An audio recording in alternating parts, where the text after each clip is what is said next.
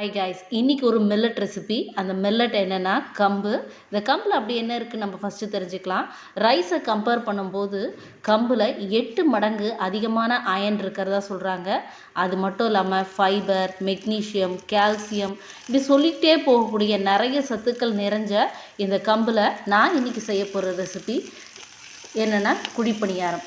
ஆமாம், இதில் தாளிப்புக்கு கடுகு, உளுத்தம்பருப்பு, சீரகம் எல்லாம் போட்டு தாளித்து வெங்காயம் எல்லாம் வதக்கி கொடுத்து பச்சை மிளகாய் இஞ்சியோடு சேர்த்து கலந்துக்கலாம். பஞ்சாக கொத்தமல்லியை நறுக்கி தூவிக்கலாம். வெங்காய துருவல் இதெல்லாம் சேர்த்து நல்லா கலந்து கொடுத்து குழிகளில் நெய்யை விட்டு நம்ம கலந்து வச்ச கம்பு மாவு பணியாரத்துக்கான மாவையும் சேர்த்து ஒரு 5 நிமிஷம் அப்படியே விட்டுருவோம். இது 5 நிமிஷம் கழித்து ஓப்பன் பண்ணணும். நல்லா எப்படி எழும்பி வந்திருக்கு பாருங்கள், ஒரு பந்து மாதிரி இருக்குது. இதை அப்படியே திருப்பி போடலாம். போட்டு எடுத்து கொடுத்தோம்னா இது ஒரு அருமையான ரெசிபி.